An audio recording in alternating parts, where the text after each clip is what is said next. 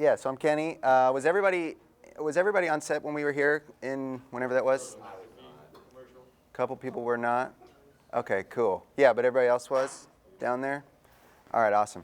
So I'm going to start out with our latest demo reel. So every year I put out a demo reel that I use to get work with current clients or potential clients, producers, agencies, things like that. So I compile together my work from usually about 12 months. Sometimes it's more, sometimes it's less. All my reels are up online. You can see them since 2009. So this is everything from last year. Well, not everything, just work that I was proud of. So you may not put everything in your demo reel, and that's totally fine, but you put the stuff in there that you're proud of and that you think will get you work. Or maybe you do projects in there that you only did one of, but you like that kind of work, so you want to get more of that work, so you put more of that in your demo reel or whatever. So we'll play this first, and then we will talk. Hopefully it's loud enough.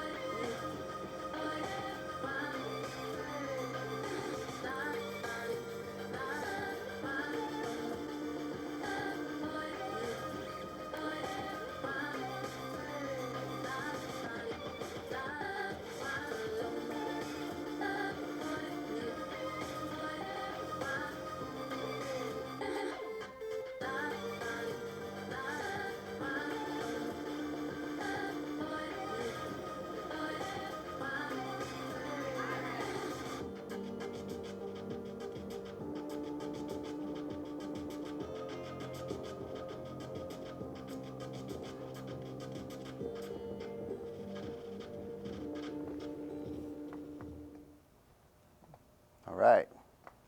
So those are jobs that we did either through Showdown or jobs that I was a DP on, maybe through a different company, kind of a blend of both of those. So yeah, there's some cool stuff from kind of all over the country, New York and Seattle, and then stuff around here too. Anybody have any questions about that? If you want, you can see a lot of those projects online, either on our website or I might have a post on there on Facebook or something. Cool. So what I want to do is I'm going to show, well, actually, I don't think I'm going to show it. So you guys saw one or half of the days, one half day of a 4-day shoot that we did for McAfee. The campaign was called Any Season, Anytime. And that job, we had a call from them in the middle of November, and it was a very accelerated timeline. I think we wrapped the entire project like 5 days before Christmas. So basically 1 month we had to do 19 different spots, which is pretty aggressive. But it was a good representation of what a typical project looks like, because we go into a meeting and you have no idea what the meeting's going to be about. You don't even know if you're going to work with the client or not, and you're trying to sell yourself, but also you're trying to see if they're going to be a good fit for what you want to do, or if you're going to make money from doing it too. So you have all these things to kind of juggle in your head. Ended up being a really awesome meeting, and I was like really excited about it afterwards, because after hearing what they wanted, it was something I was like, yeah, I really want to be a part of that. So their goal for the project was to, one, kind of like rebrand themselves. They've been around for 25 years, and you guys have probably seen like 500 of their commercials on TV because they play all the time. And they've always done their commercials a certain way, and it's not a bad way, it's just one way that you can do commercials, and they wanted to do something really different. And they wanted to show their customers how the relationship side of their business, because they have like their product is like heating and air. So you're like heating air, like so like an air conditioner or something, like that's not like totally like cool, right? Like you think about like jewelry or you know, clothing or some, you know, an Apple Watch, you know, those are like really cool and they play like really well on camera. So they wanted to show the relationship side of the business as opposed to just guys servicing an HVAC unit or something like that. So so I was like, all right, that's cool, because this can lend itself towards lifestyle photography. So a lot of commercials that you guys see, like the one conversation we kept having was about like the Apple Watch ad. It had just come out right before we had that meeting, and you guys have seen those commercials, I'm sure. But you see like, you know, somebody getting up in the morning and they hit their watch, and then they go to the coffee shop and they do something with their watch. But it all looks really cool, right? Like they're like in a city or they're all over the country, just how they use their watch during the day. So that's what I would call lifestyle. There are a ton of commercials that are lifestyle commercials. I'm sure you'll see a ton of them on TV now.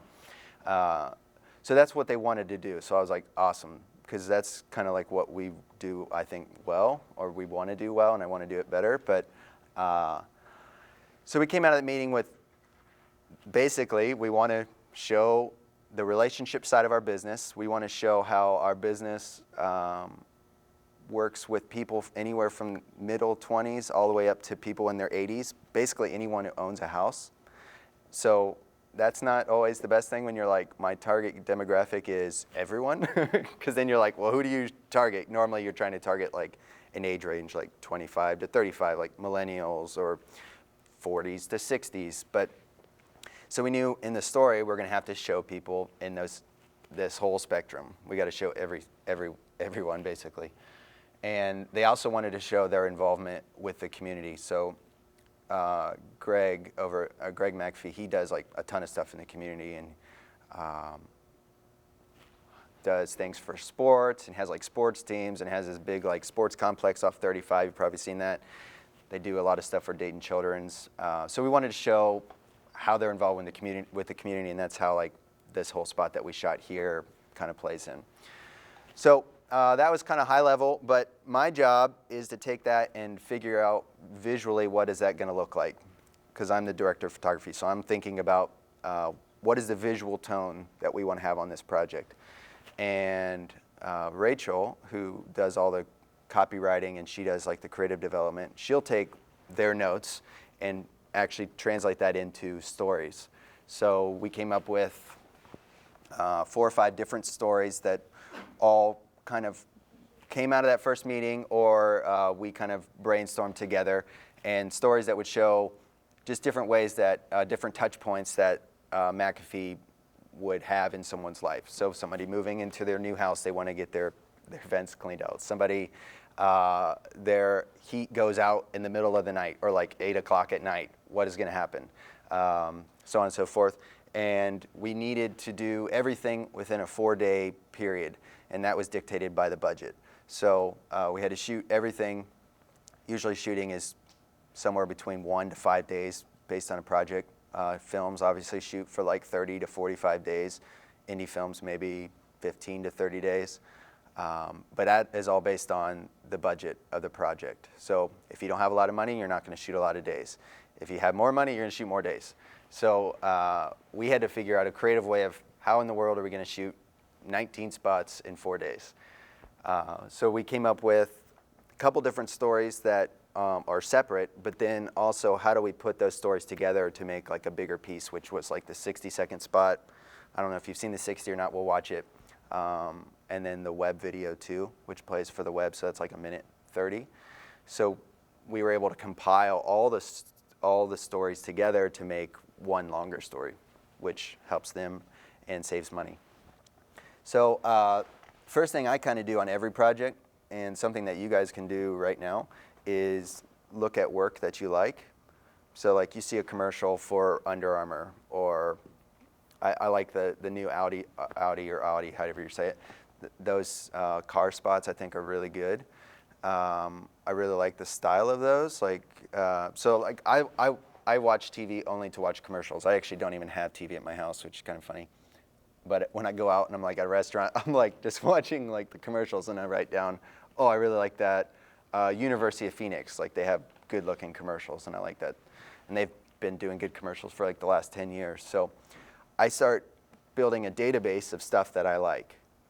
So whether it's a commercial or maybe a photograph or a magazine, I walk by and I see this still image on the front. I'm like, oh, that's really cool. I'll take a picture of it, and then I put it up on a cloud. And I start making like a database of images I like. I also do that for like graphic design stuff that I kind of into. I don't do graphic design, but I like it, and I like the way the layout works. So I kind of collect all these things. And then when I get a project, I look at them and I'm like, well, which one of these looks or tones would work well for this spot? And so then what I do is I compile all these things together on just a page. And this is just like a private page. I make these for each of my jobs. And this is one way I try to sell my clients on using us. So like I'll put effort into finding images, finding videos that I think work, and then I can talk to them, talk through the client, either through email, or sometimes we'll do this over a meeting in our viewing room, and I'll put it up on the projector and I'll say, here's a spot I think is really cool. We're not going to rip this spot off. We're not going to just like do exactly, I mean, I've seen that kind of stuff where people just like literally rip off other people's stuff, but use this as like a launching point. Or maybe take like 3 totally different spots and we can combine elements of these together. But a lot of people, like when you're talking to them, like clients, or you might even have this with like a director, they may not know exactly what they want in their mind. They may not be able to see it. But if you can see things in your mind, and you're like, before even going out to shoot something, and you're like, have a picture in your mind of like, this is kind of what I want to do, this is one way you can communicate that to people without just using words. Because sometimes words on paper, you might know what it means, but then somebody else reads it and you're like, I don't get it, Especially if it's like really abstract or conceptual. So these first 2 are actually videos. I think we'll probably just watch one of them. But let me just click through some of these stills. And this is, sorry, it's tethering from my phone, so it's kind of slow. So I really like this look. And a lot of the stills have this look. So this is very contrasty, right? You've got a lot of shadows. And from a technical standpoint, this is your key light, and over here is your fill on this side. I'm sure you guys have heard that before. But it's a really high key to fill ratio. It's probably 3-to-1 or 4-to-1. So that meaning that if you exposed your image for that, for her face, which looks like it's light from a window, you can see it in her eye right there. If you expose for this, the fill light on this side of her face, probably if you did a reading right here, exposure reading right there, probably be about 3 stops under the key. So that'd be what we would call like a 3-to-1 ratio. Not everybody talks about that on set, but I'm thinking technically, how do I achieve this look? How am I going to execute that? But what does that image say? Well, I think it's kind of dramatic, and I think it's also kind of naturalistic. There's not a lot of light flying around in this room. It kind of looks real, but it also has like a really intimate vibe to it, which is really what we were going for. It's like a baby's hand. We knew we were going to have a baby in this spot, but we didn't know how we were going to have a baby. Like, we need a newborn baby for this commercial. So then my wife had a baby like 5 days before the shoot, so we used my kid. So that worked out well. So yeah, I just like this look. Really naturalistic. You guys probably seen a lot of spots with this kind of look, and a lot of films use this kind of look too. But you can actually see in this image, the light's coming from outside of the window, and there's literally no lights on in this room.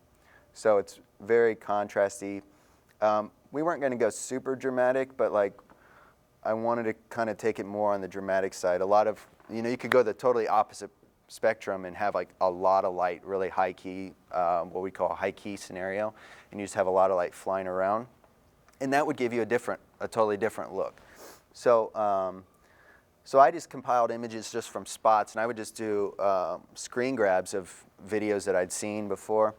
And, oh, I really like this. I like the look. I like the art direction. I think that's cool. We knew we were going to have some shots at night, so I was trying to find some imagery at night of looks that I like. And then, like, so for this one, you'd figure out, how am I going to do that? Does anybody have any ideas? Like, if you look at this image, like, how am I going to actually make an image like that? It's like not Photoshop. It's actually not Photoshop. Color, lights, filters. Yeah, you've got mixed lighting. That's good. Lighting with either filters on it, or you could have like this light over here. Can you dim those lights at all, Scott? Or, well, probably not for video. So like this light. Sure. Just anything. This light right here is really warm. That's a lot better. This light's really warm. This light's really cool, right? So like, if you had I'm just trying to think as things you guys have access to. If you have a lamp with an incandescent light bulb that burns at 3,200 degrees, right? So like, it's like warm, and you guys probably have those in your house. This light is really cool or blue. So you could either take a daylight balanced light bulb, or like if you had an LED, or if you actually have a light fixture that's daylight balanced, which is 5,600 degrees. So that's really cool. Cool as in cool temperature, not hip cool. So I like the mixed lighting, the way they're using that. And it looks like kind of like moonlight from outside, and that looks like warm light from inside. And then there's not a lot of other light going on, but there's a lot of work goes into make an image like that. So I started looking at it. I'm like, well, how am I going to achieve that look? And so I will pitch that look to my client.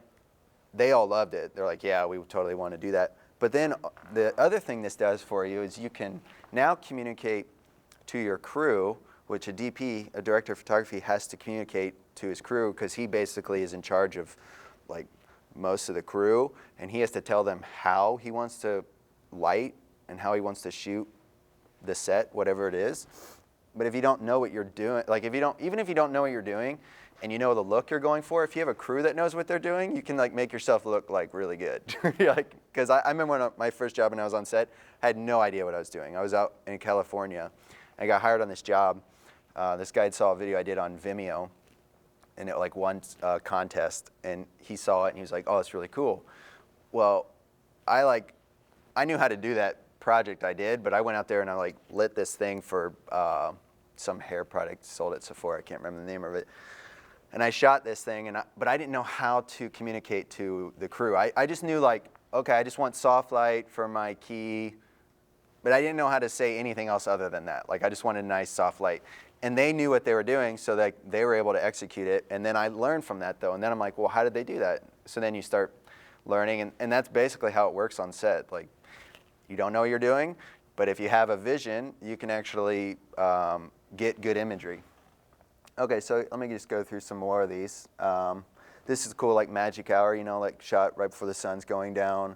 And one of the things was, you've probably seen like commercials, like they're 8 to 8, same great rate, right? So they service people, they will do work all the way up until 8 p.m. at night. So it was important we showed things at night or when the sun's going down, or make sure people understand that they still work at night. So I really like magic hour, and we had to get some weather, some seasonal kind of stuff. So I put some imagery of in here, some trees. Now this was a big one for us. We wanted to get this kind of look. Anybody have any ideas how you get that kind of look?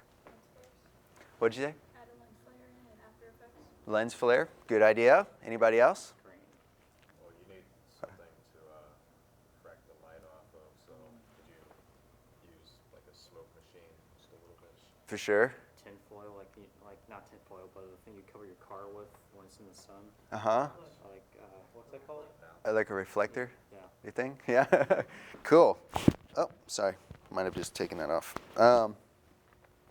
Yeah, so there's atmosphere, what we call atmosphere in this room, which is done with, actually it's a hazer, which is like fog, but you can either get a fogger or a hazer.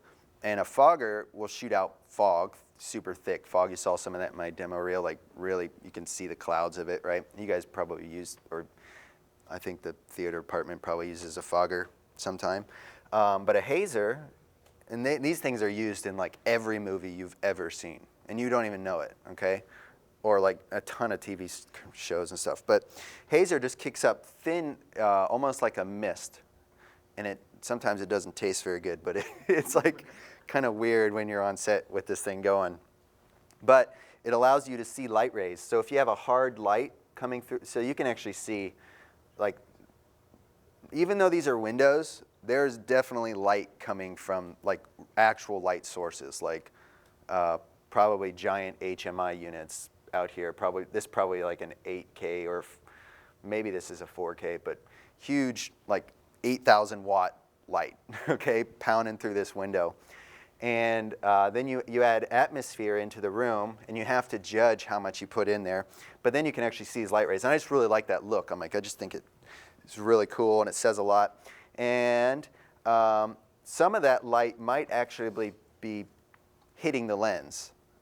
So it might actually be, somebody said a lens flare in After Effects. It might actually be a real light hitting the lens. So we'll do this a lot. We'll actually have a light, a special, what we'd call a special, is its only job is to literally hit the lens.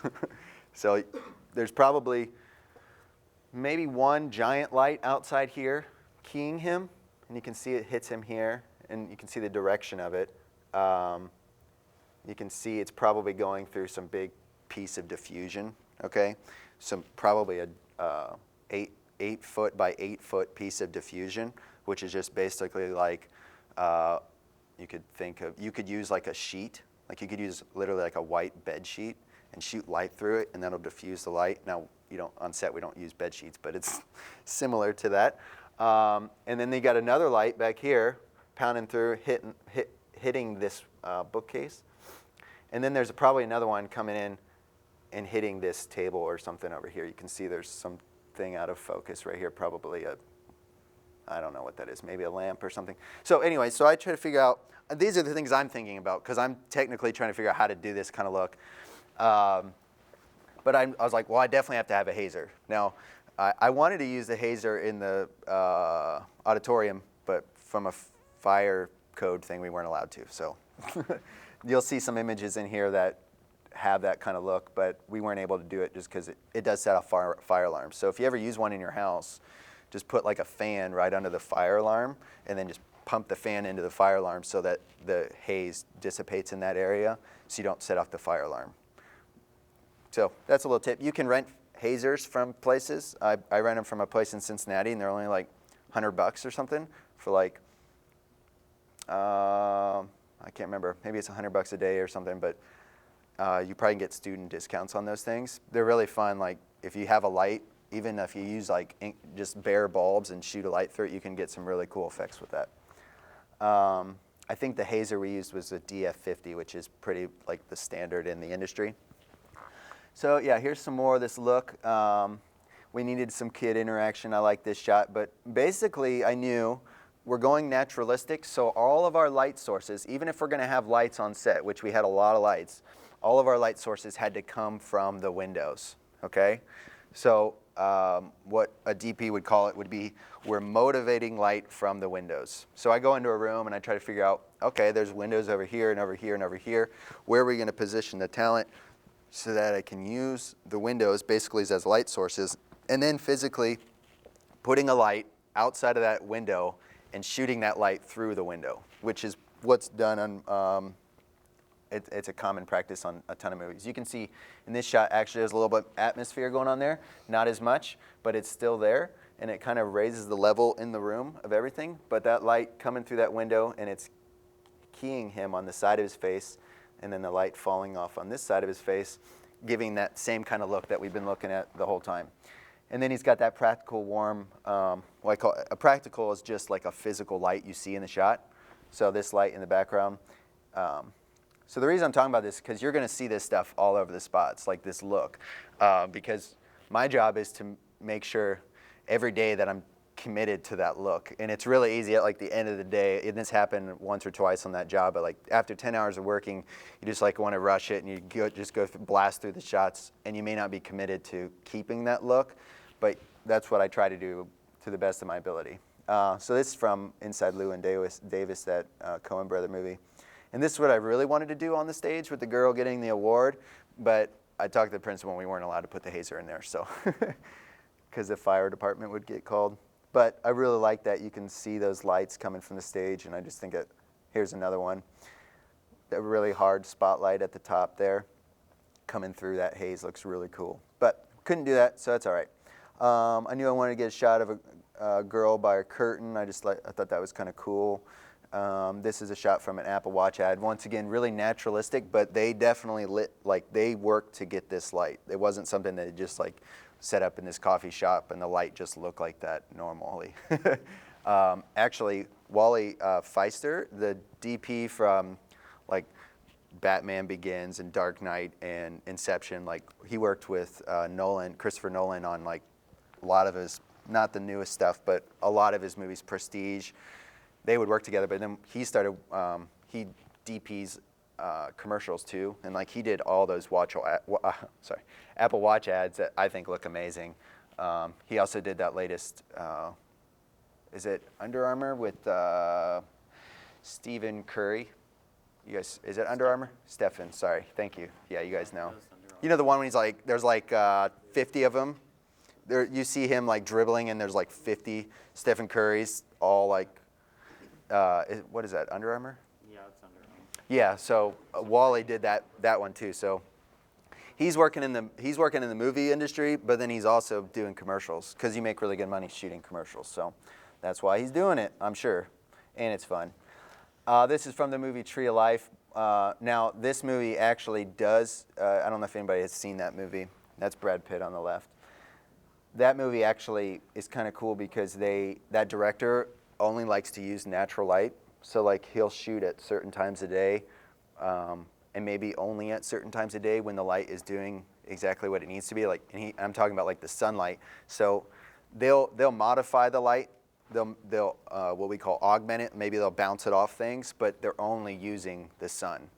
So, and I knew that when I looked at this reference image, and I'm like, oh, I really like that look. So they've got these shears here, and the light kind of comes through and diffuses on those. So I'm like, okay, cool. So we can do that kind of stuff. I really like the low light of this, just the only light coming from that one window. We knew we had to do some driving shots, so I found some cool like driving looking shots, some pretty cool stuff. Let me play one of these ads. So this is an Apple iPhone ad, and I put this on here because I like the natural family interactions. And then I'd show this to the client. So we won't watch all of it. We'll just watch part of it. In the life of dreams, I'm living the life of dreams with good people. So I thought this whole spot felt really real. And when you're working with like talent, because these are all talent, it's like very difficult. It takes a lot of effort to get real. I mean, this is like, feels like you're actually watching someone's life, you know?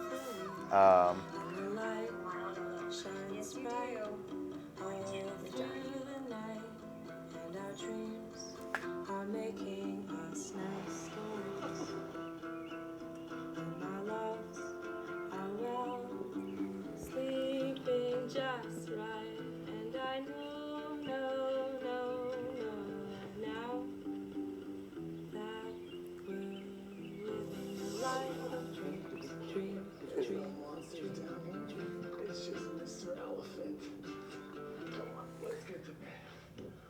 Yeah, so even though that looks like real life, like that's all totally staged, every one of those things.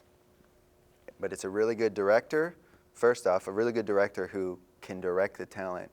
Really good casting, so like they casted all those people and probably spent weeks trying to find like the right dad that could hold the kid on his lap or whatever, you know?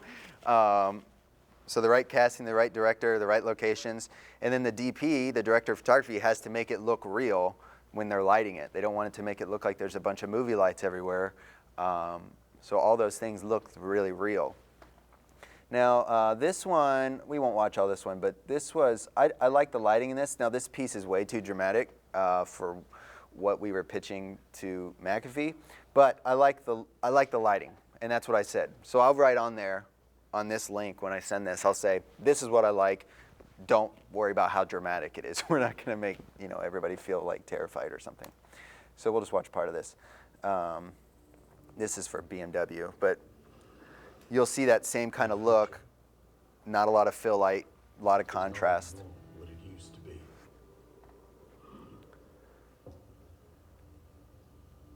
Everyone's destiny is written in the sky. Every day. Some are destined to the storm. Some Yeah, so you can watch that later if you want. But so these are the kind of, I look for commercials all the time that I like even just a moment. Maybe I only like one shot of the whole thing, but I try to remember or save it in my phone. I just have like a big Evernet going of like all these commercials that I like that I can try to reference later. I also use Vimeo, so I just like videos, and then you can see all the likes you've ever made, So like I have like 1,000 videos that I like, and then I can use that as a database to go through. I don't know if you guys use Vimeo or not, but it's like free. You can make an account, and then you can just start liking videos. So you can start remembering why you like things. Or you can even like write a comment on it. But you guys are familiar with Vimeo, right? I'm sure. Yeah, okay, cool. I mean, YouTube's cool. YouTube, you can like upload. I mean, the compression is actually a lot better than it used to be. And I used to be like, no, I'm never going to use YouTube. But like now you can upload like 4K. You can upload all the way up to 8K resolution on YouTube, which is pretty crazy. But if you actually watch it at like 4K, it actually looks really good. So I don't know. I might eventually migrate over there. But I like Vimeo. But there are some things that annoy me about it. Okay, cool. So those are like the reference images. Anybody have any questions about that part of the project? Because I know this is like before even anything even started. So like when you're on set and you have your crew, when you're directing photography, you like show them these pictures and you're like, I want it to look like this. Yep. And actually I start as soon as I have the crew hired, I will actually I'll send them this exact link. And especially with my gaffer, the most important person I'm talking to is the gaffer. So the gaffer is the guy in charge of the grip and electric department. Okay, and grip and electric are the guys that are actually setting the lights, building rigs, moving stands around, building diffusion 8x8, or we were talking about an 8x8 earlier, big frame. If you guys were out in the hallway scene, do you guys remember when we were shooting that hallway? Do you remember all those black, look like curtains? There was, I think, 2 8x8, if I remember correctly, 2 8x8 frames of black cloth. That's what we call negative fill, because it takes away light. So it's called negative fill. But in essence, it's literally a black cloth. So once again, you could take a black sheet and you could pull it taut on some stand or hang it from a ceiling or something. But the reason we had that in there was because we needed to add contrast to that scene. So remember when she's walking, let me see if I can find that real quick, because this is actually a good point. If it may be not a good point for you guys. I think it's a good point, but let's see here. What is going on? There we go. Compress community. Okay, let me just scrub to this shot real quick.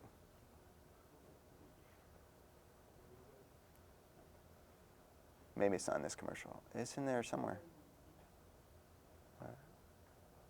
Not that one. Sorry, guys.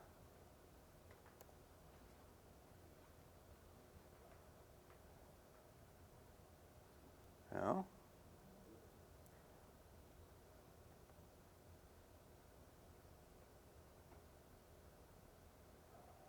There we go.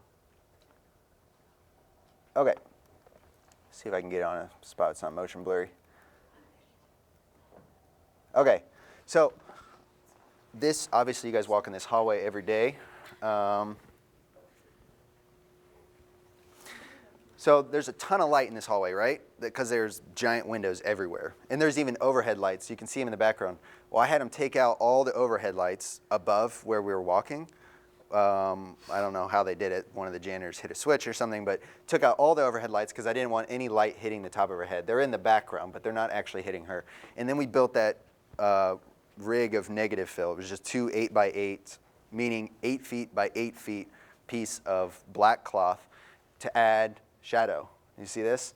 Because before we had that in there, that light from this window, this monitor's not calibrated very well, I'm noticing. The light from the window was wrapping all the way around her face. So if the camera was here and shooting her here, all I wanted that light to do was I wanted it to come hit her face here and then like start falling off on that side of her face.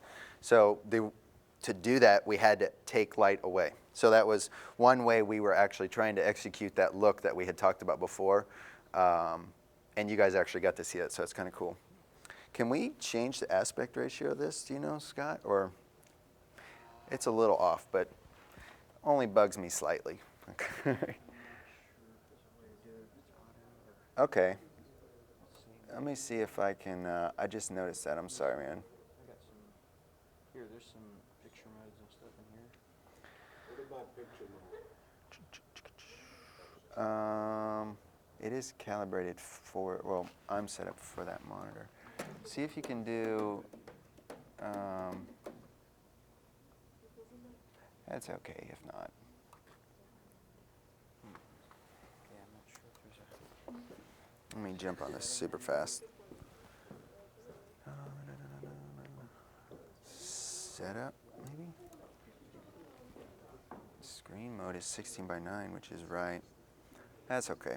That's all right. Okay, so just ignore that everything's squeezed. That drives me crazy, but just don't watch it. Just don't think about it. Okay. Okay. Cool. So anybody have any other questions about the reference images? Yeah? I had one about like the one with the like I don't know if you call it like soft and then like the cool and then the like, Yeah, the cool. light, Yeah, let me pull that up. Could you do Yeah. like could you use This guy. like and like could you have your normal just like lamp Mm-hmm. and then could you do like I don't know if you'd use the same light but like could you I use the word like way too much. No, it's okay. Could you use like blue curtains and then like a You could maybe actually. not like a warm light, but more of like a, I don't even know what you call it, like fluorescent. Yeah. So 'Cause- actually, a blue curtain is actually a great idea too, because then the curtain would land in the art department world where they're actually like working on like the props and stuff. But if you are doing everything yourself, one way you can incorporate the mixed lighting is, and this is done all the times in movies. If you see a movie and it has like that tealy orange look to it, like a lot of movies like Transformers, okay, for one, was like the first one that like started that look where everything was like all the shadows were all teal and then all the skin tone was orange.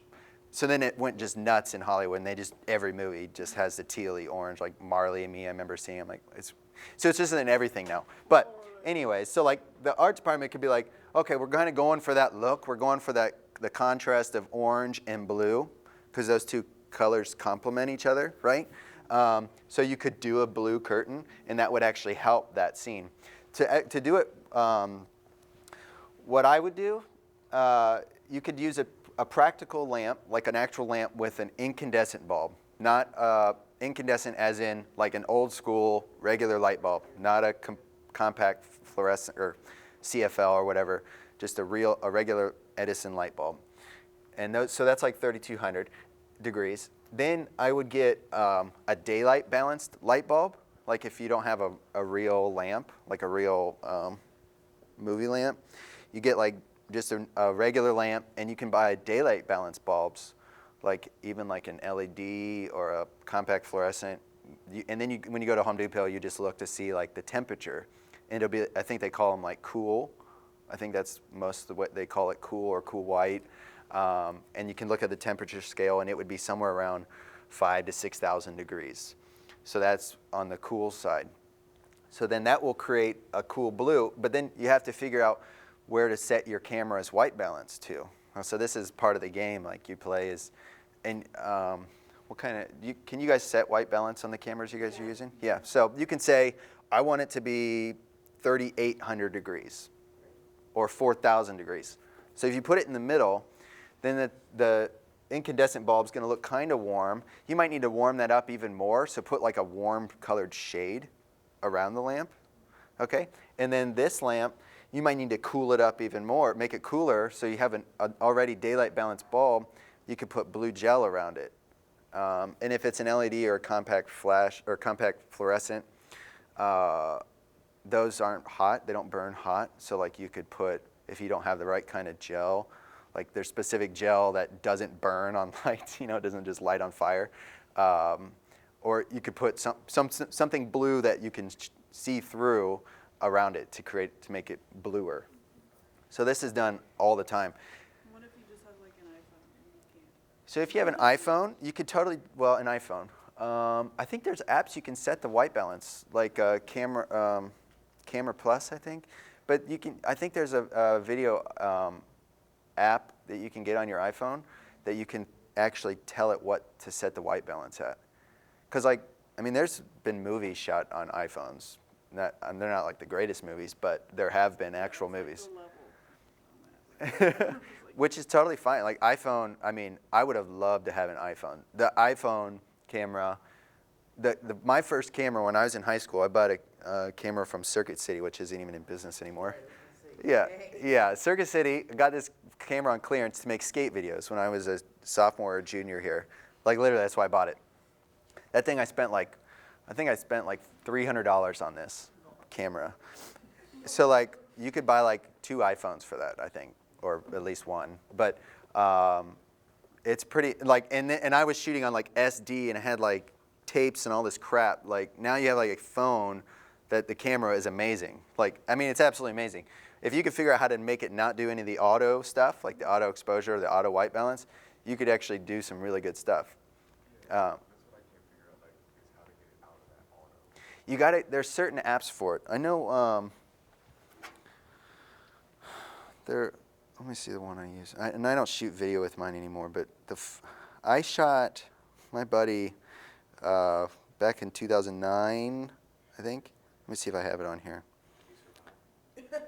Camera Plus, I think, is the one. But check it. Literally just Google search what app can I use to control exposure.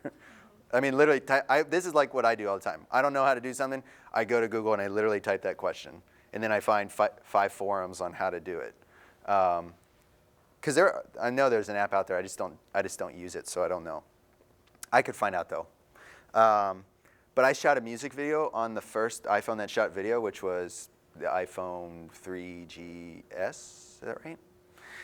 2009. Okay, so we didn't have any of these apps or anything. We all right? Yeah. Okay. Just going to show you that now that you referenced that, it reminded me that Ms. Hutchins sent me this link and said to play it for you while you were here, which is, so maybe we can pull it up for these guys. It's, let's see if it comes up. Who sent this? Mrs. Hutchins, my Oh. co-teacher in there, Laura Hutchins. She said, play this for Kenny. Oh, that is it. Yeah. I'll bring it up here. I'll bring it up. All right. So you have it then? I do have it. Yes, sir. Okay. Somewhere on here. Maybe not on there. I'll find it, though. So I don't know how I got roped into this thing, but I did. Let me see here. That is what you were talking about. This is what I'm talking about. Okay, so I had an iPhone, okay? This wasn't even my iPhone. Ben bought this thing. Ben is the musician here. It's going to play some ad, I'm sure. Check this out, 143,000 plays. I really love how my synopsis lets me. Didn't bring me any work, so don't worry. So I don't pay attention to any of that stuff, honestly, I don't. But I think it is kind of cool. We did get interviewed from all sorts of people. So look at this, first music video shot on an iPhone. Now technically it's the second one. First one was really lame on this, it was really lame. It was just like this robot thing on this ground and toy. It was silly. So Ben, he's a big thinker, and he always has these crazy ideas. He's like, okay, the new iPhone's coming out. This is 2009, and it's going to shoot video, okay? Now, that was like a big deal at the time because my first iPhone didn't shoot video, and it took like really crappy pictures, and yeah. So you guys are like totally spoiled. If you have like an iPhone 5, 6, 6S, any of those things, I mean, you could shoot 4K video with my new phone, which is just insane. So I shot this on a crappy iPhone, and I didn't even have an app because there were no apps for video, okay? There wasn't even anything around because this phone had just come out. It was like the phone was 3 days old.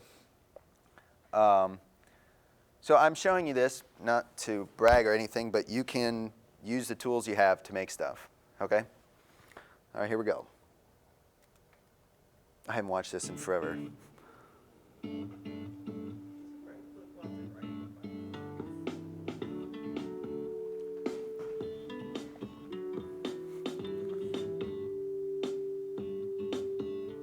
If I'm holding up the world, how can I brush my teeth?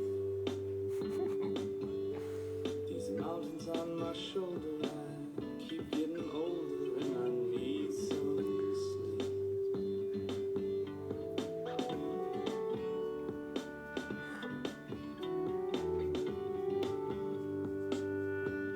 I'm not gonna watch this whole thing because I can't stand it. But you guys can watch. You guys can watch it later. But so that was we had rigged up a way to mount the iPhone onto a tripod. Okay, and I actually had it rigged up on a Steadicam too, and it was totally ghetto. But you use what you have, you know. When I had that JVC camera that I bought at Circuit City. I shot a bunch of skate videos, but I also shot, while I was in high school, I shot 2 quote-unquote feature-length films on this crappy camera. Now, were they good? No. Were they really long? Yes. But I learned a lot of stuff from that. I mean, I still didn't even really know how to use a camera after high school, but I remember watching, now they were like kung fu movies that I made for my German class, but does Frau Euchre still teach her? I don't know. She does? Yeah. Okay. Yeah, you could ask her about it. So I remember watching though, so I'm making kung fu movies. So I'm like, I watched so many kung fu movies, like I spent, I don't know how many hours just watching all these old school kung fu movies. And why did I do that? Well, I want to learn like what makes a kung fu movie a kung fu movie. So now I do the exact same thing, but I make a living and I watch commercials and figure out how they make commercials, you know? And you kind of backwards, reverse engineer it, okay? So that is what I do now. I don't even know how we got on that topic. Oh, iPhone. Yeah, so there's people making good movies, though, that win awards at film festivals and stuff on iPhones. And, like, the new iPhone, the 6 is amazing. I mean, or the 6S, like, the camera is, I take a picture and I'm like, man, that is, like, so amazing for what it is. And it's all compact on your phone. Does that answer that question? Sorry. Somebody else had their hand up about the reference images. I don't know. No? Okay. So the next step is Rachel would write, she wrote all the screenplays. I'm going to show you those super fast. I can't like totally like give you all the information just because it's kind of like proprietary stuff, but I will show you briefly at least what our screenplays look like. You guys are like getting an inside look at my life. It's weird. It's on my iCloud. I know, right? Okay.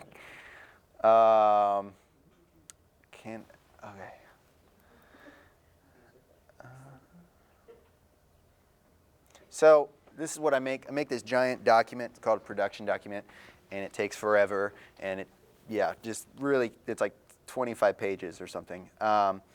So here, I'm just going to look at this real quick. So we write at the beginning what the summaries of the spots are going to be. And this is just high level, but you can kind of cast your vision just through these words.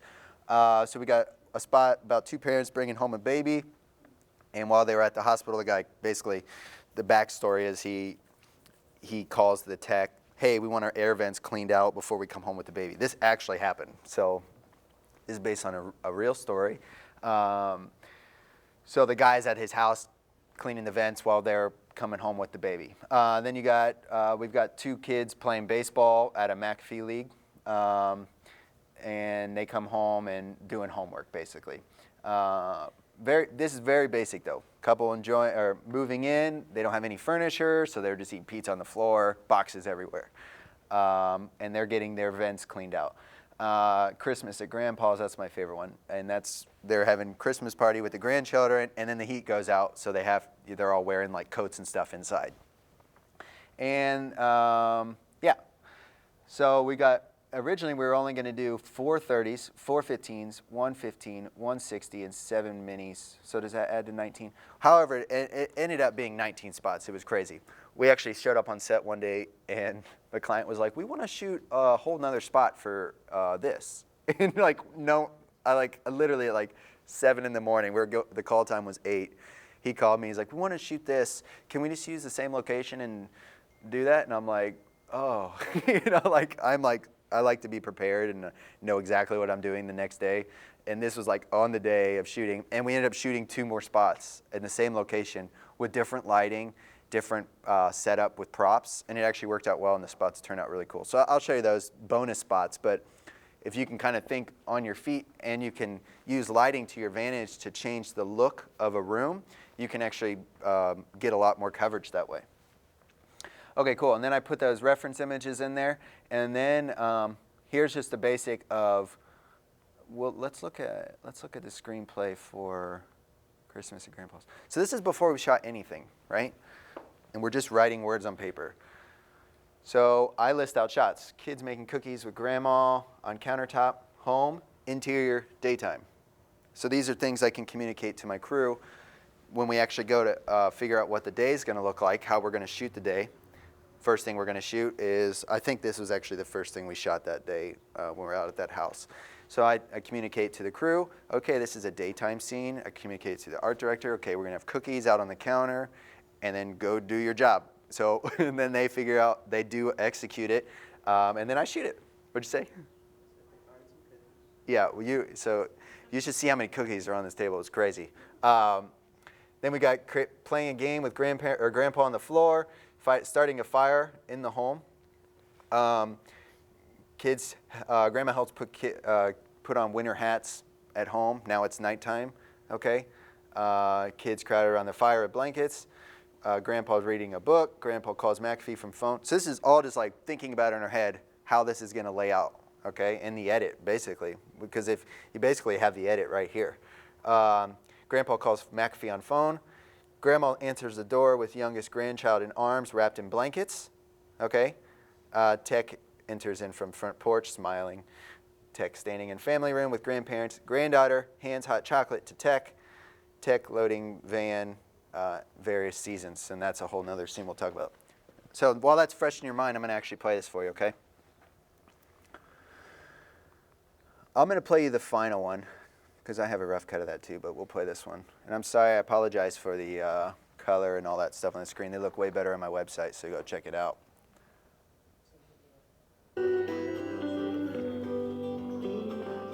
Cookies on the counter, right?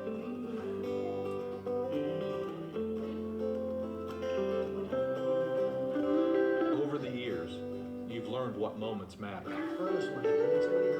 And these moments don't end when the sun goes down. Your ability to count on us doesn't end there either. Any season, any time, McAfee. Okay.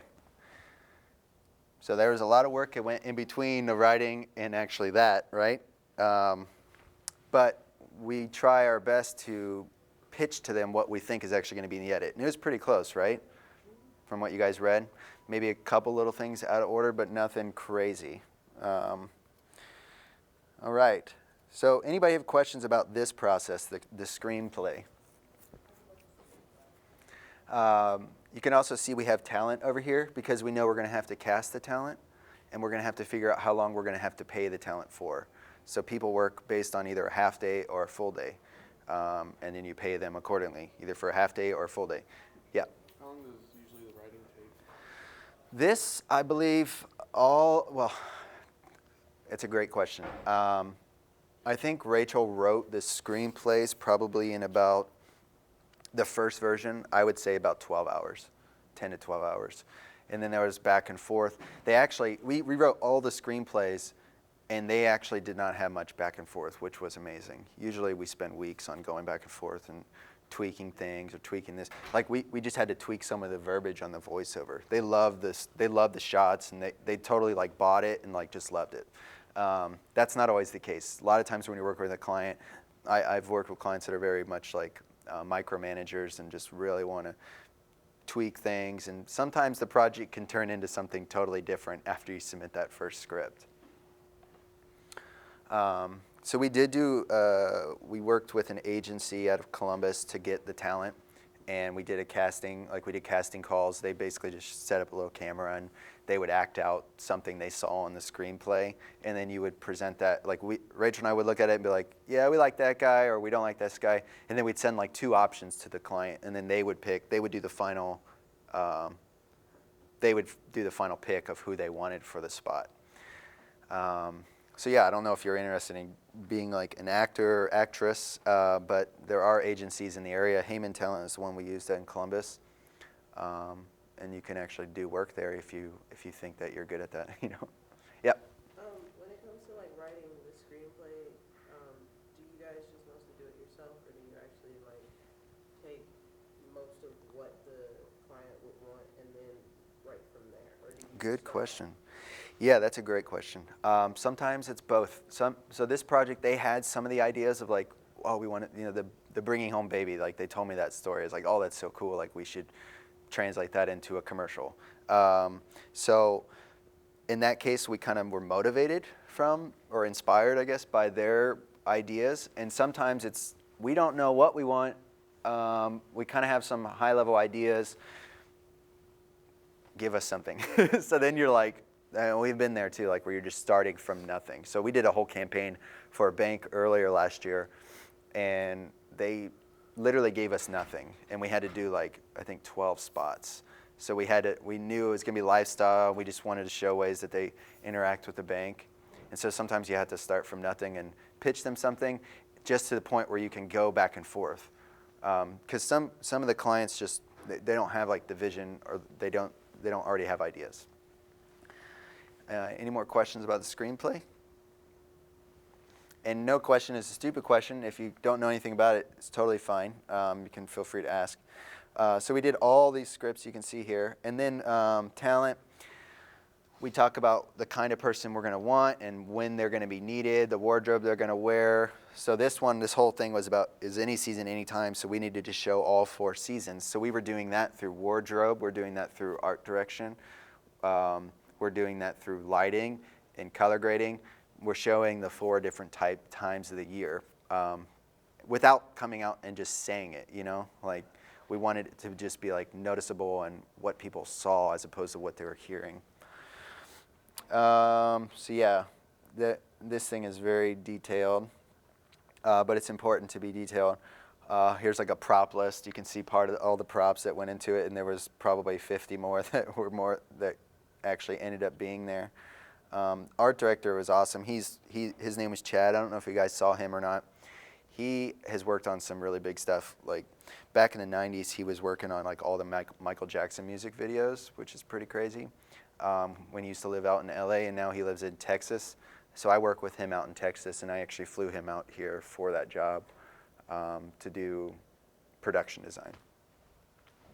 So he's a cool dude. Also was in a band. The name escapes me though. But they toured with MXPX, if you know who that is. Probably dating myself. No Doubt. You guys know No Doubt, right? No? Gwen Stefani. Yeah, she was in No Doubt, the band. He toured with her too. So anyways, random, I know. Can't believe you guys don't know No Doubt. It's crazy. I did just turn 30, so I guess I'm getting old. All right. Then we... so then we have a schedule, and I'm going to just show you this briefly just so you can see how we execute a day. So this is the, what is this?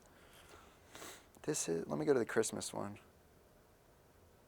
Yeah, so here's how we executed that Christmas scene. We shot that entire commercial in one 10-hour day. So I'm very detailed when it comes to the time, but otherwise, if you go over 10 hours, then you start paying people overtime, and we just didn't have budget to pay people overtime, so you have to finish it in 10 hours, and you're paying the people for the house, and you're paying the talent, and you're paying the crew, so everybody, it has to go within 10 hours or less from a budget standpoint. Now, if you guys work on like an indie film or something, there are indie films being shot in this area, because Wright State has a film program, and the students are required to do a film so that they get people and talent and crew and stuff from around here to do that. So like there's actually possibilities that you guys could work on one of those movies, just like as a PA or just helping out with something. Movies usually shoot a lot longer days. They don't care about going overtime. They shoot like 16-hour days, and just crazy. That's why I don't work on movies, because I can handle 10 hours and I can handle 12 hours, but 16 hours, or I've done 14-hour days, and it's just horrible. Cool. And there's a parking lot map of Fairmont. There you go. So that is the production document. And after that, then I start looking for locations. And I have to find locations that I can shoot all those scenes in. And I already have kind of like an idea in my mind of what I want things to look like. The hard part is finding the location that looks like that. And usually it's going to be a little different than what I originally imagined. But we also were shooting in the end of November, I think. I can't remember. Maybe it's was it end of November, December? Yeah. And we had to shoot all 4 seasons, and we had exterior shots. So how are you going to do that when you're shooting in the worst time of the year? All the trees are dead, and it's cold outside, potentially snowing, and you have to shoot all 4 seasons. So we had to plan our exterior shots very carefully. So the big exterior scene that we had was the boys playing baseball. And the idea was it was the end of a baseball practice. They were packing up their gear and they were leaving the practice. It wasn't like a big game or anything. So my first thought was, well, so I asked them, well, what do we want to show, spring or summer? You know, and it doesn't really matter. Just one or the other is fine. So how am I going to do that in the middle of winter? So I was looking for a couple days for a baseball field that had evergreen trees around it or near it, that I could see the trees near the baseball field. Because like if you go look over like behind Indian Riffle and KMS, like that was my first thing. I didn't know if that line of trees right there behind that neighborhood were evergreens, but there's only a couple evergreens and then there's just a lot of trees that are dead. As soon as you see a dead tree in the background, it automatically says that's not spring or that's not summer, right? So I had to find a park that had evergreens, and I did find one over on David behind the YMCA. And they actually had this huge line of humongous evergreen trees. And I actually think it does a right angle too. So it basically covers the field, which is awesome, because I knew I was going to look into the field. The grass, it was still early enough in the winter that the grass was green. Not totally green, but green enough. And then the evergreen trees just totally sold it. And there was even bushes around the park that, I don't even know what kind of bush they were, but they still had leaves on them. So those are things I'm thinking about, like visually, how am I going to sell this? Because we obviously aren't waiting until the spring to shoot that scene. So I'm going to show you guys some color grading examples real quick. Well, actually, let's watch some of the spots. I'm going to show a rough cut of a spot, and then I'm going to show, let's see here. This is the rough cut of the Christmas at Grandpa's scene that we already watched. And you'll see it's not actually that different than what we watched previously.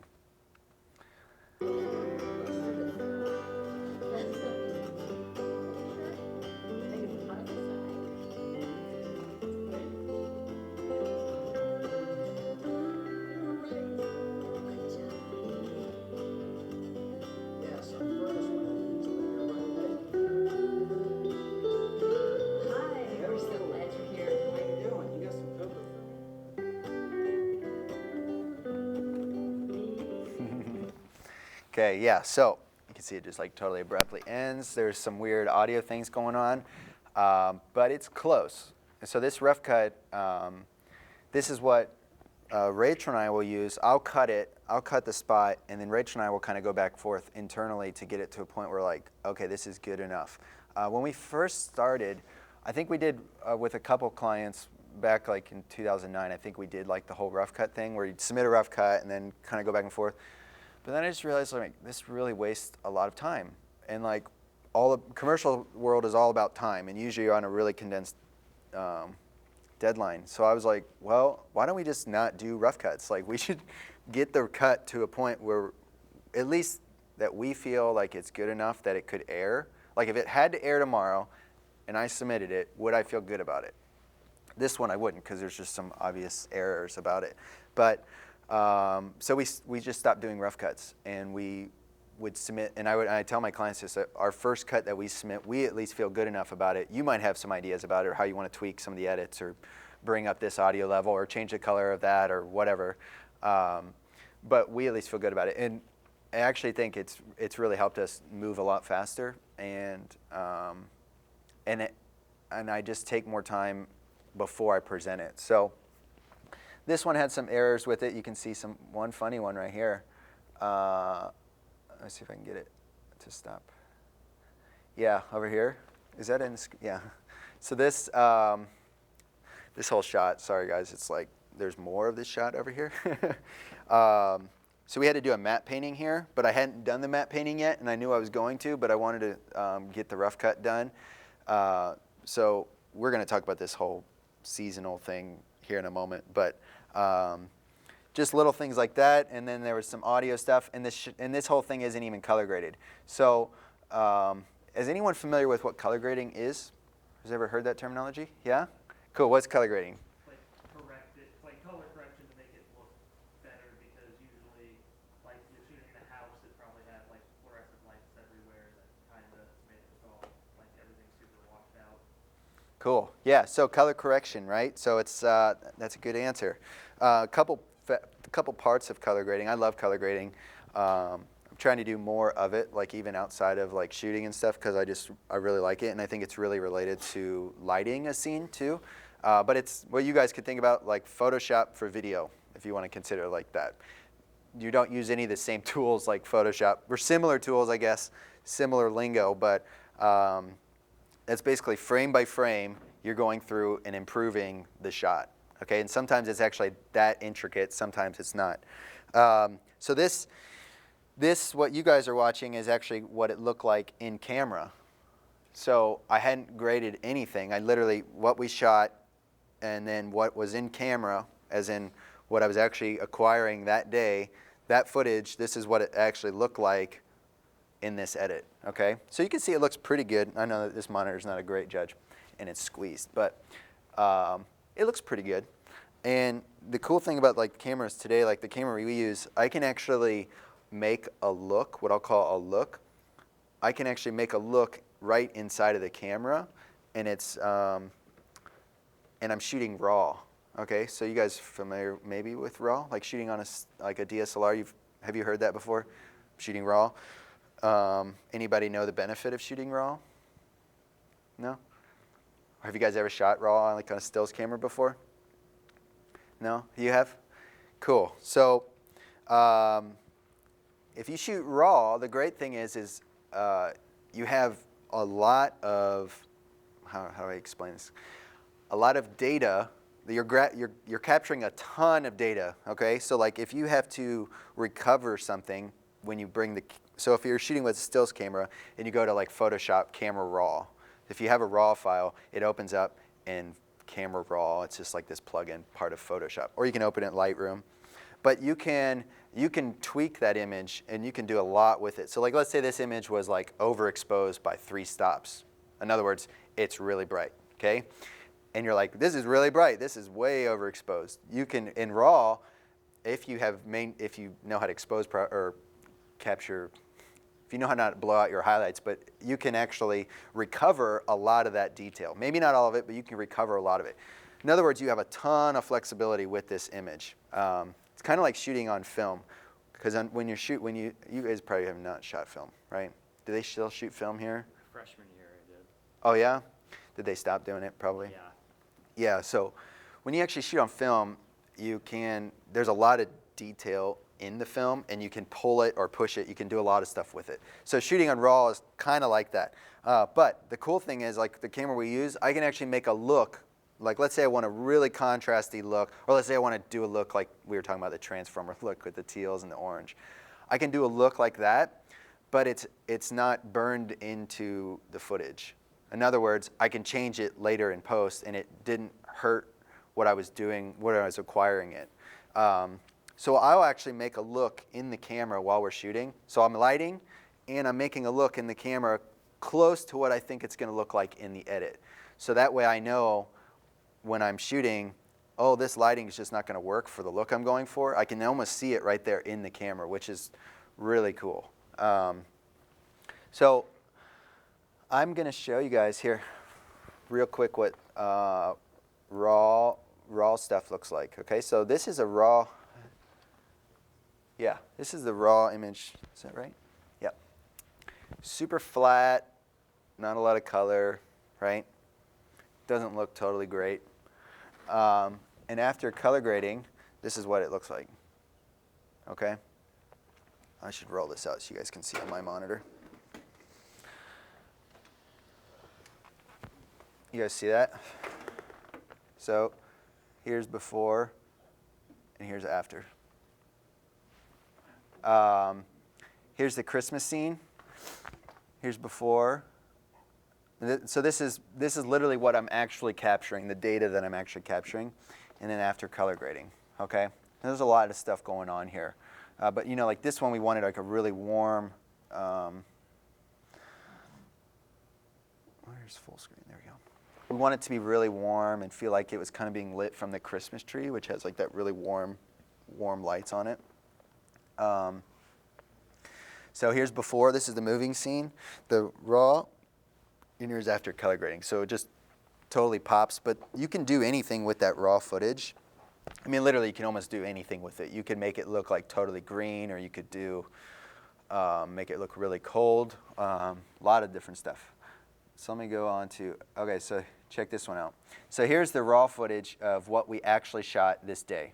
And we're going to talk about this scene in a second. But this is the fall scene. See all the leaves and everything. Not a lot of color in the sky. But this is what the light, like there's actual light going on here. That flare at the top is a real light hitting the camera like we were talking about earlier. There's leaves falling. This is what it looked like when we shot it in camera. Okay, so it looks good. And look over here too if you can see that. I don't know if everybody can see it, but it looks good. But it's basically just balanced. Like it looks color corrected, balanced to what you kind of would see with your eye. So after the color grade though, I can really start enhancing the time of year. Okay, so this one, this had to be fall.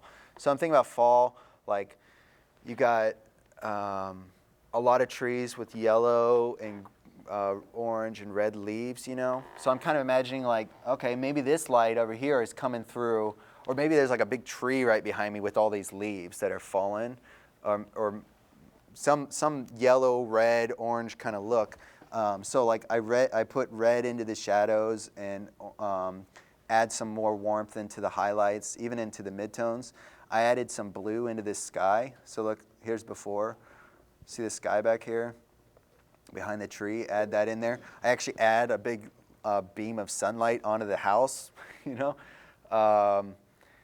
And I made the van pop out a little bit more. I brought the porch and all this stuff down in exposure. So I'm doing all of this inside of color grading. And the cool thing is, technology is so fast today. Like you can actually, this shot's not moving, but if this shot was moving, you could actually track and make all those masks. Because I'm basically making masks like in Photoshop. You guys use Photoshop, right? So I'm basically making masks, but they're actually tracking with the shot, meaning they're like stuck. Like so, like say like I wanted to make this sign pop, or change the color of it or something. I could actually draw a mask around it, and then let's say this camera is moving around like it was. Let's say I'm holding the camera, so it's all shaky. I can actually track that. It's called tracking, and it will like stick on there. So whatever I'm doing like sticks onto that footage. Pretty amazing. I'm always blown away. So like every movie you've ever seen has been color graded. Every TV show you've ever seen has been color graded, frame by frame. shot by shot. So it takes a long time. Let's see here. Anybody have any questions about that, though, before I go on to the next shot? Okay, so here's another one. This is actually what we shot, which looks pretty good already, but I needed to make it look darker outside, because we shot this actually at like 10 o'clock at night, but it just wasn't dark enough for me. So I muted it a little. I muted some of the skin tone, brought down the exposure. This light through this garage was too bright for me, so I brought that down in exposure. And then this whole commercial, I kind of have like, I made it look more like I shot it on film than it digital. So there's a lot that goes into that though too. All right, here's a cool one. So this is the baseball scene.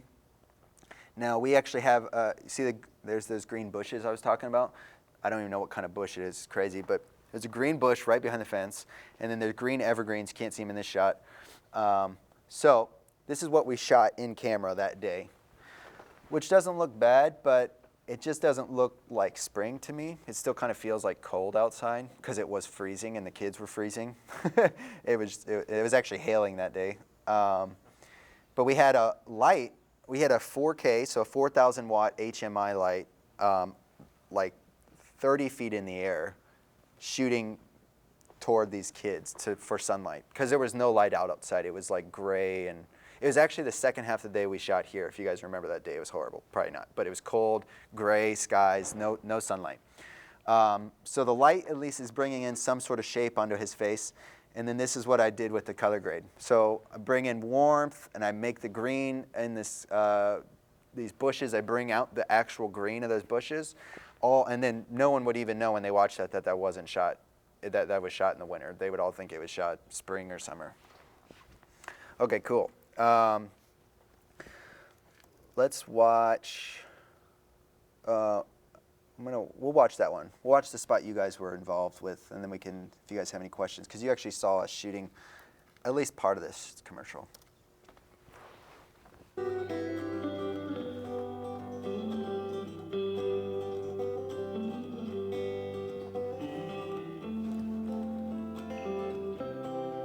Building the community starts with our children, supporting them and rewarding them for a job well done. It's our responsibility to be dependable today for a brighter tomorrow.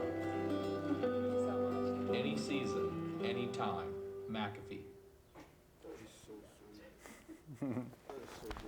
Thanks, Sam. We had a really good team on this one for sure. Okay, guys, so what are your questions? Because you guys saw us shoot this whole scene, right?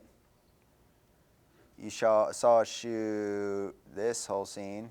Yeah, I was in the background for that. You're in the background. Some of you guys probably saw your leg or something. It's our big break. It's like a perfect face for that blur. So what kind of questions do you guys have about that one? Or like when you were watching us work, did you guys have any thoughts? A typical shoot, sort of just set up, then get the cast together and just hit record with the lights going? Yeah, it was pretty typical. I'd say that day, I'm trying to remember that day. Yeah, that day was pretty light on setup. Normally, like some of these other scenes in the house and stuff, in the houses, like we'd spend like an hour and a half just lighting. And we didn't really have a lot of time. I think we only had 3 or 3.5 hours here at Fairmont. So I knew we didn't have like a lot of time to light. So we were doing some stuff before you guys walked in the room, but like lighting this stage and stuff, like, I mean, we did this with a pretty small amount of lights. I think we got one light for Greg's key light. You've got a backlight here. Let me swing this guys out if you guys want to see the whole image. We've got light on the floor that was actually lighting as an uplight, what we call an uplight. You can see the reflection of it in this balloon.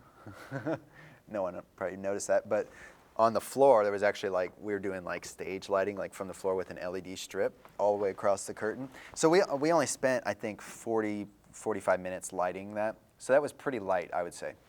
Yeah. Like all those lights, do you guys own your own lights, or do you like go to like equipment lighting company outside and like rent them? Great question. So both. So Jared, who is our gaffer, you may have seen him out working. I think, yeah, he was on that day. He actually owns Central Grip and Lighting, which is a grip and electric house in Columbus, and they have like the best gear in Ohio. Their gear is amazing. So I rent a lot of stuff from them. Our grip truck we rented from them. We had a 3-ton grip truck. You guys probably didn't see it. It was parked next to the band building, but that thing is just jam-packed with stands and apple boxes and sandbags and stingers, which are extension cords, and frames and just tons of stuff. So you rent the truck, but then you have to rent lights. So you got to get lights for the job. I own a small package of lights, which we used on this job. I use it on every job if I can, that I've just acquired over the last couple of years. But lights are really expensive. Like our one, we have an HMI, an 1800 watt HMI. It's a daylight balanced light. That one light is like $9,000. And the bulbs are like $500 for one bulb, which is crazy. So lights are expensive, so it's usually better to rent lights. And if you guys are like doing like a student film or something, they give like discounts for rental on gear. So like you want to rent like a small package of lights and grip gear, like Central Grip will do that. Central Grip and Lighting, also Midwest Grip and Electric down in Cincy, they will do those deals as well for students. I don't know what they are, but you know, it just depends on how many lights you get. But you end up spending a lot of money. I've been on jobs when we've spent tens of thousands of dollars a day just on renting lights. So like you go to a movie, you see like a set of a movie and they have these humongous lights. Like just think about like that one light probably costs $500 a day just to rent. Like, so it's expensive. So then you got to try to think about, well, how do I do more with less? Or how do I work with less lights, or how do I work with smaller lights that aren't as expensive? So we embrace LED technology, which is getting better. Probably by the time you guys are like out of college and stuff, it's gonna be amazing. It already is really awesome. But we have two smaller lights that are 750 watt LED lights. But the cool thing is you know, we were talking about color temperatures earlier. These lights, I can program in any color of the rainbow, any color I want, into this light, without putting a gel in front of it, which is pretty powerful. And you don't lose any power from the light. So you can, let's say I want to have like a, I don't know, let's say I'm shooting like a music video and I want like a pink backlight here, like Justin Bieber's newest music video, okay? Like pink backlight, and he's got this tealy light on his face. I don't know if you guys have seen that, and he's like in the hotel. We're not watching that, no. No, I like the music videos though. The DP, one of the DPs, like I follow a bunch of DPs that I just like their work, and he shot this thing, and I'm like, it looks so cool. Like, huh? You just watch it on mute. Yeah, I don't even listen. Yeah, I couldn't tell you what the song is, but I know the look of it was really cool because it had like this neon look in the hotel.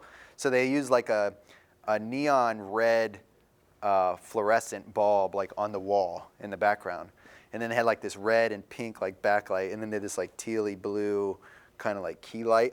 They were using like LEDs that they could program in light colors, and you can also put gels on there, but every gel you put on a light costs money, and it takes time. And then it might not be the right gel. So like to be able to change the color, I'll just show you, well, let me see here. To be able to change the color of a light without doing any real work, like see this shot here in the middle? This music video, the pink and the blue. Like I did that with just LED lights that I could program in any color I wanted to. So the one downside about LEDs is that they aren't as powerful yet as like the HMI lights. So like a lot of jobs you work on are like these humongous, like I'm literally talking about lights like this big, HMI lights that just pump out so much light.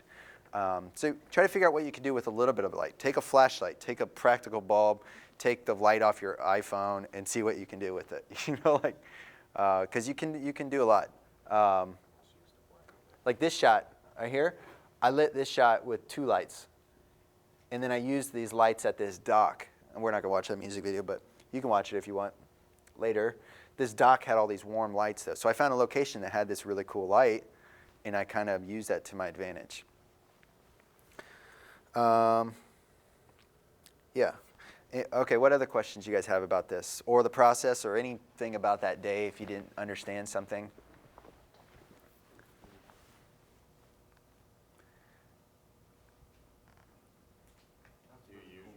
That's all I got. That's really cool. Oh. Do you usually like recruit just bystanders to be? For extras? Yeah, that happens a lot. Bigger jobs, that have bigger budgets, they actually have like paid extras that they have come out, and they like have like a big group of people come out for a half an hour for this specific scene. But a lot of times you're not on bigger budget things. You're on things with a smaller budget, and you have to just work with what you have. And like if you're out on the street, like I was on a job in New York City, and it was really fast paced, kind of like run and gun style. Like we didn't have a lot of time to set up things, but like we were just grabbing extras, just asking people if they'd be cool with it, get them to sign a release form and have them walk through the shot. So that does kind of happen a lot. How often do you work on location in like New York City or LA or New York? Same or about here? I would say maybe 40% of the year.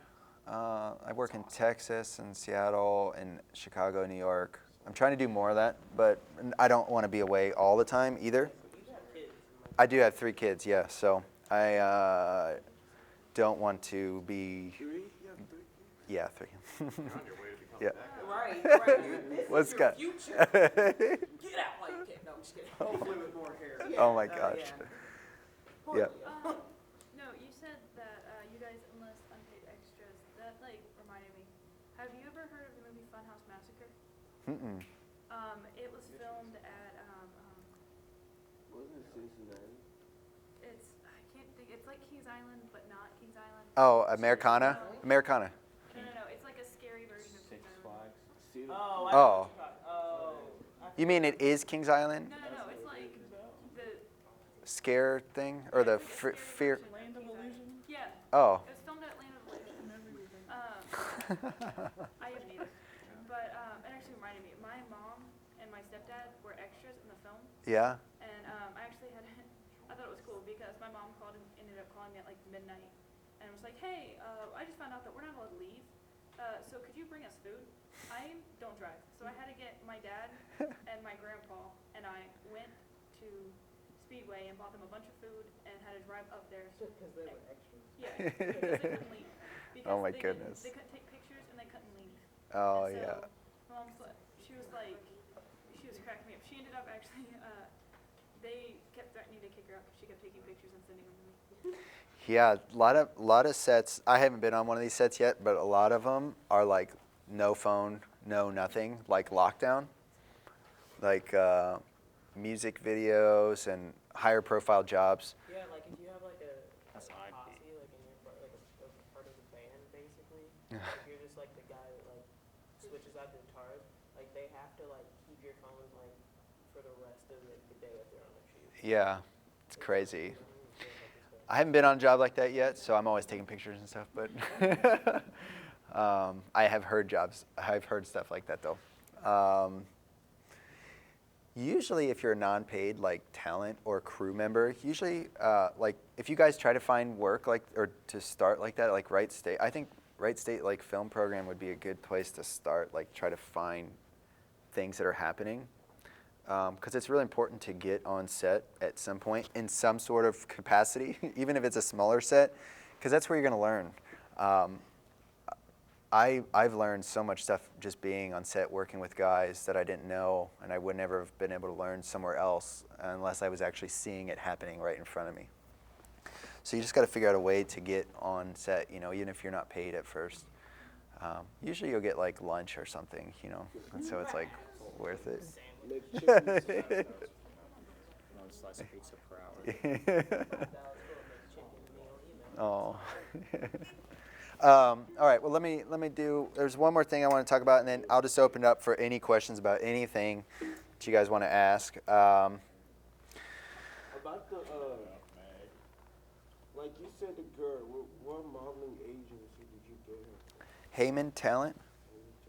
Heyman H. I go to John Casablanca in Cincinnati. Uh-huh. Yeah. And we have a lot of people there too. Yeah, there's a lot of agencies. PC Gainer is one we've used. Heyman Talent, what is that? New View. I think I used them once or twice, but you know, this is a kind of a difficult area. Cincinnati's better for it. There's a lot of movies happening in Cincy, like even bigger stuff, like and Columbus. Dayton's kind of got this as like smaller indie crowd. There are a lot of weird horror movies shot. I'm not like involved in any of those, but yeah, it's kind of weird, like, because those can like, for some reason, those movies can make money. I used to Like, follow this account that was like indie horror movies, and I stopped because I couldn't take it anymore. I was like, what is- yeah, it is very odd. I will never work on an indie movie or an indie horror movie or horror movie in general, I but like the one that just kind of gave up on itself, and it was literally about haunted houses that then literally tried to kill them. There was one movie I watched halfway through on Netflix, and it was supposed to be scary, and it was just people talking about like sleepwalking. yeah. I'm going to try to resize this window so you guys can actually see this whole shot here. Sorry about that. Oh, no. Can't do it. All right, I'll put it like this. Okay, so I'm going to show you guys this, and then just because I think this was kind of cool, like we had like the lifestyle and all that stuff, the lifestyle vibe and all the stories that we talked about, but we knew we needed to do something to show the 4 seasons. So like my first idea was going to incorporate, we're going to be in a studio environment, and I was going to have a camera inside of one of these vehicles behind the back 2 seats, and the camera was going to slowly push in, and then you'd have like the driver, you'd see him in there, but then like what we're going to see out of the windshield would be all of the seasons, and we're going to be driving. So this was like, you know, I was like, that's what I want to do. Probably impossible to do. Not impossible, but we just don't have the budget to do it, you know?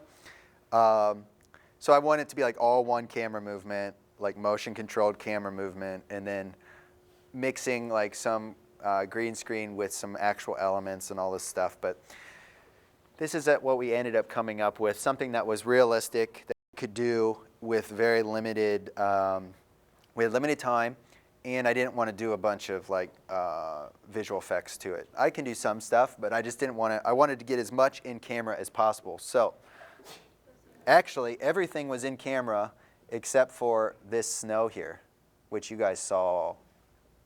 You guys saw the other shot, because this is actually grass. Okay, so I'm going to play this. There's no music or anything, but this is what's just on there. The same guy or different guy? Yeah, same guy.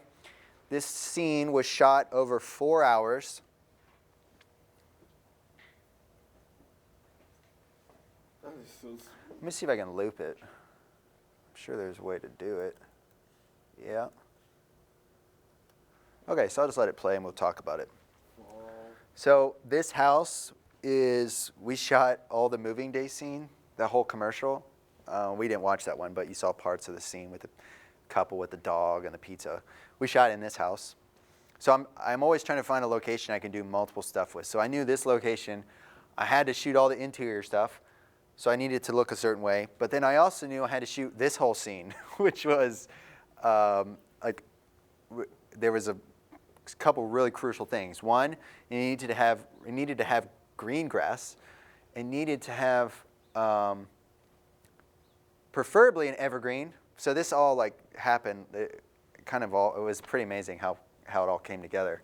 And it was supposed to have a driveway next to it, but so that kind of got tweaked. But so what we ended up doing was, actually I lost the first house I had for this location. I lost it on day 1 of the shoot.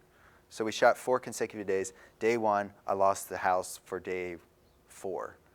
So I was scrambling throughout like every day to find a new house, and I had an alternate option. I went and scouted it out Tuesday morning before our shoot, and it ended up being this place, and it worked out beautifully. And it was even better because it's a huge evergreen tree, because evergreens don't change throughout the year, you know. So the only like weird thing was like, where do we put the vehicle? Because like this is actually a road, so like no one would know that. like, because originally in my mind it was like there was going to be a driveway and then the house next to the driveway, and then we do all this stuff in the background. So this is where we ended up landing. We have the kind of vehicle parked like next to the house, and it works. So the gag is the camera doesn't move. Camera gets locked down on a tripod, sandbags put all over it, and then no one touches it. Don't touch the camera. And so we had 4 hours. So basically every hour we had to do a different season. And we did it all of it comes down to the art department and dressing each of the scenes. So let me, How do you do the snow thing? yeah, we'll go through each one. Okay, so fall. These were a bunch of leaves that I got out of my front yard. I got like 3 or 4 bags of leaves when it had just dumped leaves right before this job. So we like collected them all and put them in a bag. At least they didn't decompose or like, you know. So it turned out good. And then art department is doing all the magic. So he's got this like rake. He brings in all this stuff. So the rake and these pumpkins, and then he dresses all the leaves. Look at this, leaves everywhere. Leaves like literally everywhere underneath this vehicle, and then he even has the leaves falling. Do you see the couple of them falling? We didn't want to go overboard with it. You could just get totally cheesy and just like dump like 100 leaves like right in front of the camera. So he just did. We have a little. It's called a REFX fan. You can rent that.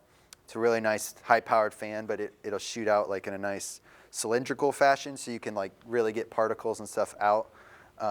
Very helpful on set. You could use a regular fan too, but it's just not as powerful. So he'd put those couple leaves in there, and then you saw a couple of them fall through there. No one even thinks about these things, though. You know, this just is you see it and you just buy it. That's just kind of how video works. You just like watch it, like, oh, I believe that, unless it looks really bad, right? So yeah, he's dressing. So he's working in all this area back here, dressing the set. Okay. And then pay attention to his outfit, too.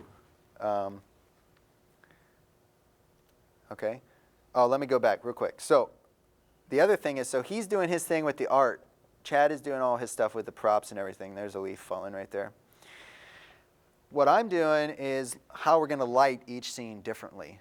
So we're actually lighting every shot. This one, we were doing a backlight look. So there's actually a light. It's hard to see. I mean, you can't actually see the light, but when he comes over here, there's a light hitting the back of him, giving a little bit of an edge. The good thing is shooting in the winter is like we had gray skies, so it's just overcast. There's literally nothing happening in the sky.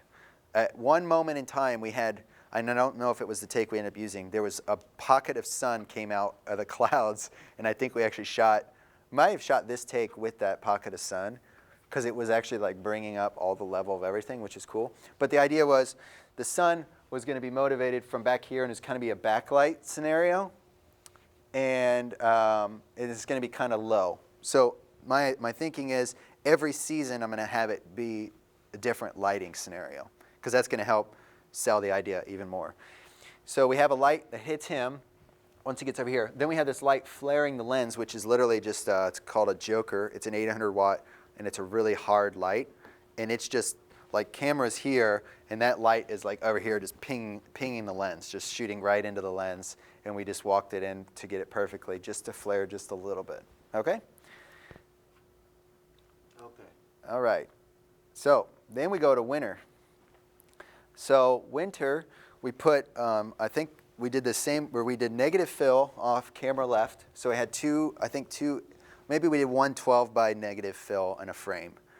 So what negative fill, remember, is just that black cloth. It just takes away light, and it creates shadow. So you can see it. It's subtle, but there is a little bit of shadow here on this side of him. The rest of the light around is just the regular ambient light from the sky. Okay? That's what we did for lighting. Now look at this from art direction. He has the lights over here, and then a wreath.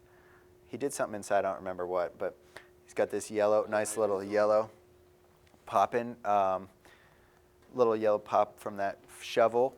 And then check out his wardrobe. So just with things that, no visual effects, just in his wardrobe, see that?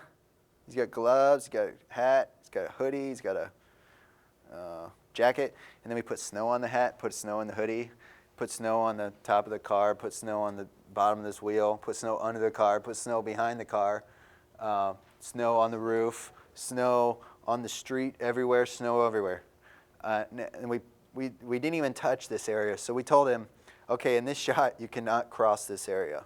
You just can never cross that part of the frame. And even if you did cross it, we just weren't going to use it, because I knew, well, this is easy. The camera's locked down. To do a matte painting, you guys heard the term matte painting before? Yeah? Okay.